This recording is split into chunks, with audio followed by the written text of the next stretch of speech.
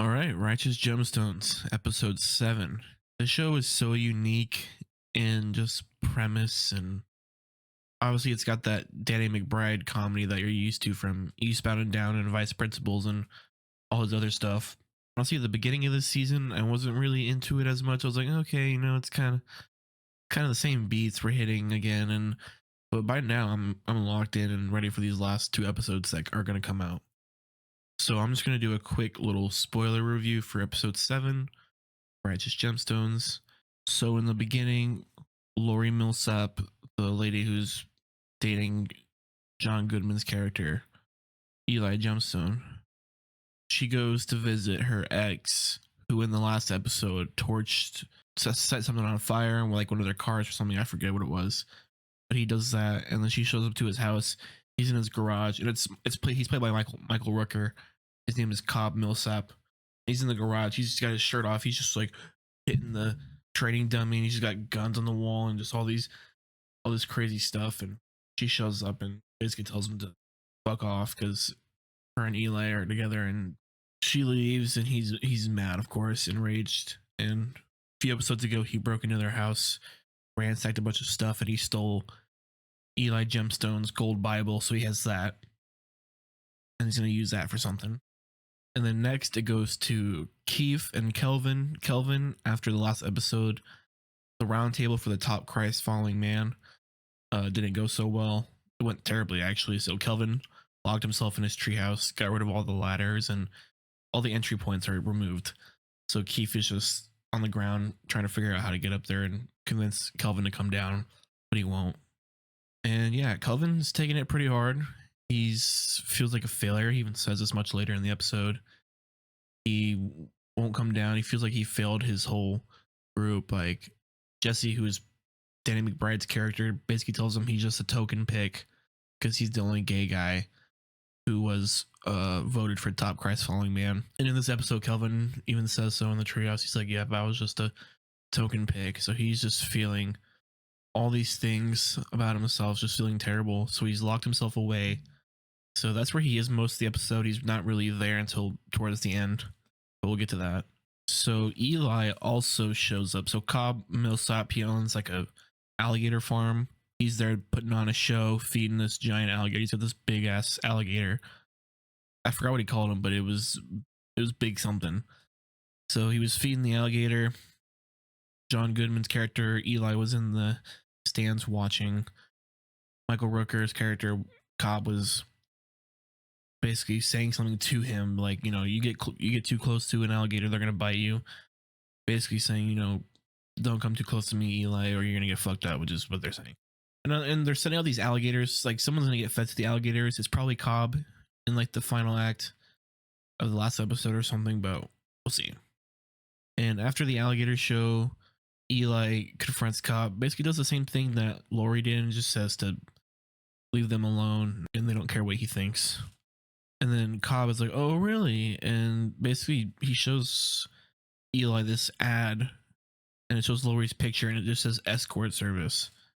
So he somewhat convinces Eli that Lori is an escort. And earlier in the season, there have been doubts brought up by other characters and stuff like that, and how like Eli's kids, the main three, were bringing up how Lori's exes all end up dead or missing.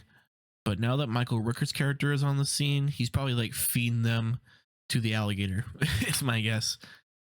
So she's trying to protect Eli from getting fed to the alligator. So I don't know. I don't really think she has ill intentions anymore. Well, I mean, kind of, but we'll see. But a suspicious level has dropped on her just because Michael Rooker's in the scene with his alligators. And he could be doing like a Tiger King thing. That's probably what they're mimicking, like feeding husband allegedly to the tiger. Allegedly. Later in the episode, Lori and Eli are out at lunch. Eli brings up the escort claims. Lori gets mad, tells him that it's obviously a fake. She throws some money down on the table and storms out. So now Eli is left at the table, unsure what to do. You also have baby Billy, who is working on Teen Just, which is Teen Jesus.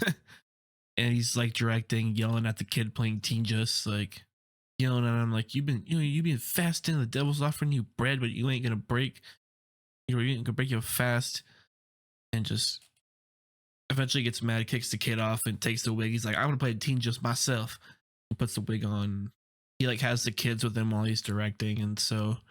And then his wife Tiff shows up, and she's like, "Oh, I'm sorry, we were late." And then shows up with their baby, the babysitter, and he's like, "You take them kids to get some ice cream." Walton Goggins is just like hilarious. He's just such a good actor.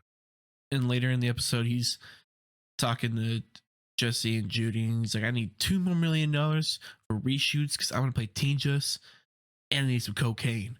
And they're like, "What?" They're like, "No, we're not giving you nothing."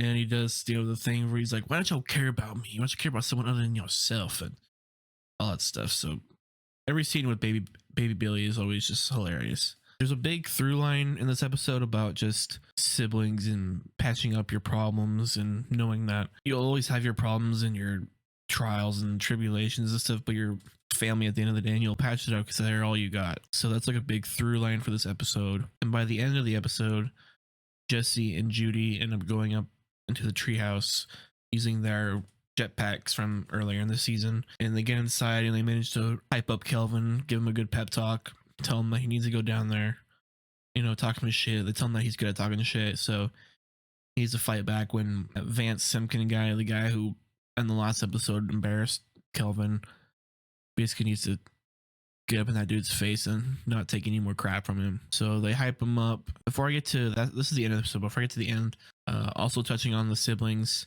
Gideon and Pontius, who are Jesse's kids. They're having like a rift in their family because Gideon is becoming a preacher, so he's learning that he's working in the church. Pontius is, having his cool kid phase. He's out skating, he's doing whippets and hooligan stuff, just generic hooligan stuff. And they have a rift throughout the episode. They have a couple spats, and well, it's mainly Pontius just making fun of Gideon, just shitting on him and his clothes and his church loafers and stuff like that. But towards the end, Gideon shows up to a skate park where Pontius is hanging out at. Pontius is making fun of him again. You're like, go suck dad's dick, blah, blah, blah. Stupid shit like that. And then Gideon goes, "Give me the skateboard. No, give me the skateboard." Takes the skateboard, just starts shredding. He just starts grinding rails and flipping and doing all kinds of crap. Just basically shows off, because Gideon used to be kind of where Pontius is. He was on the opposite side of where he is now. Doing more bad than good. And this was all in an effort to convince him and his skater friends to show up to one of his sermons, because Gideon's still learning. So he does these practice sermons and preaching and learning to preach and stuff like that. So that's basically how he convinces them to show up. So we'll see if they show up like next week or something on the next episode. And after that, Pontius and Gideon like dap each other up. So it looks like they're kind of mending their relationship a little bit. And so back to Kelvin in the top Christ following man. He shows up in this big silver glistening suit. He shows up. Vance Simpkin is sitting there getting his makeup done to get ready for TV. Kelvin comes in, they exchange a few words, and he goes, "I already did my makeup," because he wants to get the center spot on the stage. So he runs out there. Vance is chasing after him. He gets the center spot. Vance is next to him on his left, and it's basically an intercut of all of them. Well, except for Kelvin, the other four like intercut, just them giving their speeches, preaching basically, and just try to convince the people they're the top Christ following man. And Vance even a few times says he says something like ethnic minorities like twice or something in a row, just to try and get brownie points or something, just using like keywords. It was just silly. It was funny. Obviously, it was just dumb. It's like his character. But then Kelvin goes up there and just gives a heartfelt speech about not being afraid to be who he is and how God created him as he is, and he's not ashamed to be himself, and if him being himself is not good enough to win the award, then he doesn't need the award. And then he walks out. But then as he's walking out, one of the people comes down. He's like, "Hey, actually, you just won." And then so Calvin wins, and rubs it in Simpkin's face. But that's how the episode ends. Just I guess you could say it's a happy ending for this episode. At least you still got 2 more episodes in this season, and actually it's the final season, so 2 more episodes until the series finale. Overall, I enjoy the show. If you were raised religious at all, I recommend watching the show. The show does take the piss out of religion and stuff like that, but it's also respectful of it.